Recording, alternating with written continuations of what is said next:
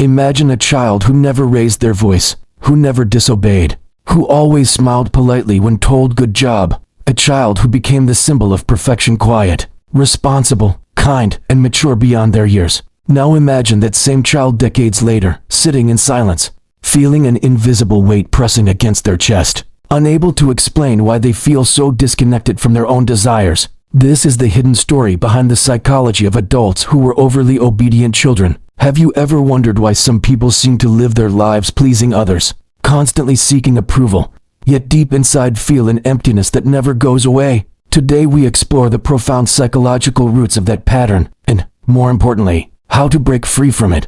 Let us start with a simple but powerful truth. Obedience in childhood is often mistaken for emotional maturity. When a child never argues, never questions, and always complies, adults call it good behavior. But psychology tells us that beneath that quiet surface, something much deeper may be happening. A child learning to suppress their true self in order to feel safe and loved. The psychologist Alice Miller, in her famous work The Drama of the Gifted Child, revealed how children who become perfect often do so not out of natural virtue, but out of fear. Fear of losing love, fear of disappointing the parents they desperately want to please. And so they adapt. They learn to read every emotional signal, to anticipate needs, to say what others want to hear. These children don't just behave well, they develop a hyper-tuned sensitivity to others' emotions, often at the cost of their own authenticity. Think about this for a moment. What happens to a person who spends their entire life believing that love is earned through obedience, that peace comes only when they erase their own needs, that safety exists only in submission? When that child grows up, they don't simply become an adult, they become an emotional caretaker of the world around them. They become the friend who never says no, the employee who can't rest, the partner who gives endlessly but secretly feels invisible. Carl Rogers, one of the most influential psychologists of the 20th century, spoke about conditions of worth, the invisible rules we internalize as children. You will be loved if you are good. You will be accepted if you make no mistakes. You will be safe if you never express anger. These conditions shape the way we see ourselves. We begin to measure our value not by who we are, but by how well we meet others' expectations. Many adults who were overly obedient children describe a deep sense of emotional numbness. They often say things like, "I don't even know what I want," or "I feel guilty when I put myself first." It's as if they have lost access to their inner compass. And that loss is not random, it's the result of years spent suppressing emotions to maintain approval. The child who was once praised for being so calm, so self-controlled, so mature, often grows into an adult who doesn't know how to express anger, desire, or even joy without shame. Sigmund Freud once said that repression is the cornerstone of neurosis, and nowhere is that more evident than in adults who have learned to repress their individuality for survival. The smile they wear is not always a sign of peace, sometimes it is the armor they built to hide a lifetime of unspoken feelings. But why is obedience so seductive, not only to parents but to the obedient child themselves? Because in a world full of chaos, being good feels like control. It gives a sense of order, of belonging. For a child, obedience is a survival strategy. For the adult they become, it turns into a prison, made of politeness and self-denial. The tragedy of the overly obedient child is that their survival strategy becomes their identity. What once kept them safe in childhood later becomes the invisible wall that keeps them trapped as adults. Often they don't even realize it. They believe their self-sacrifice is virtue, their silence is wisdom, their compliance is love. But deep down there is an ache, a quiet, persistent feeling that something essential has been lost, that they have lived for everyone but themselves. When a child grows up in an environment where love is conditional, the nervous system learns to associate peace with compliance. Every smile becomes a signal of safety. Every disagreement becomes a potential threat. Over time, their body internalizes the idea that authenticity equals danger. Even in adulthood, when no one is forcing them anymore, they still flinch at the idea of conflict. They apologize for existing. They suppress their truth before anyone can reject it. Psychologist Gabor Mate, known for his profound insights on trauma and emotional repression, explains that many adults mistake the absence of conflict for love. But real love, he says, cannot exist without authenticity. The obedient child becomes an adult who is loved for their mask, not for their essence. That disconnection is one of the deepest forms of loneliness a person can experience. Think about how this plays out in everyday life. At work, they overperform, terrified of disappointing a superior, In relationships, they give endlessly, terrified of being abandoned. They say yes when they mean no, then punish themselves silently for feeling resentful. They live in a constant state of internal tension, torn between their need to be loved and their yearning to be free. When they try to rebel, even just a little, guilt floods in like a tidal wave. Guilt becomes the chain that keeps them obedient long after the authority figures are gone. It is not the parent's voice that keeps them small anymore, it is the echo of that voice living inside their own mind. Carl Jung described this phenomenon as the complex constellation of emotions, memories, and beliefs that operate autonomously within the psyche. The obedient child develops a compliance complex, a part of themselves that automatically submits, apologizes, and seeks approval, even when the rational mind wants to resist.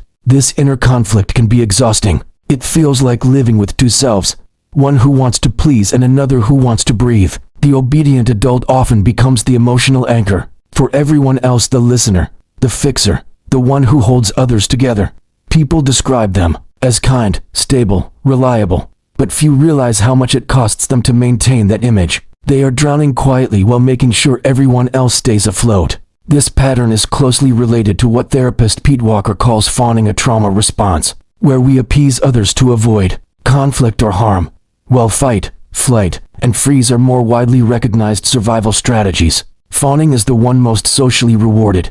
It turns self-erasure into an admired trait. Society praises obedience, calling it humility, but in truth it is often the learned silence of a wounded child still trying to avoid punishment. If you recognize yourself in this description, pause for a moment and breathe. This realization is not meant to bring shame, it's meant to bring understanding. What you learned was a form of intelligence. As a child, obedience was not weakness, it was adaptation. You survived by reading the emotional weather of your home. That was resilience.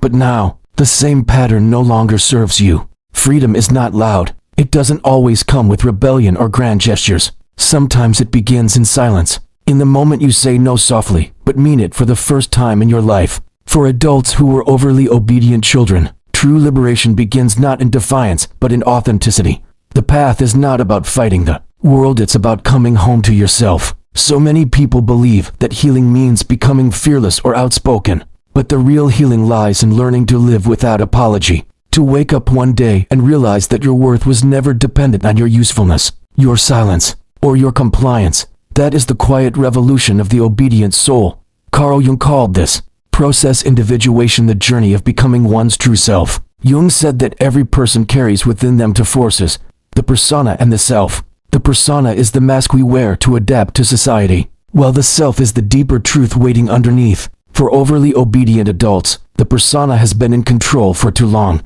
But the more we live through our mask, the more distant we become from our essence. The journey back to the self begins with grief, the grief of realizing how much of life was lived according to someone else's script. Many people, when they begin this awakening, experience deep sadness. They see how their obedience cost them their voice, their spontaneity, sometimes even their dreams. But that grief is sacred. It is not a sign of failure but of rebirth. How do we start building authenticity after a lifetime of obedience?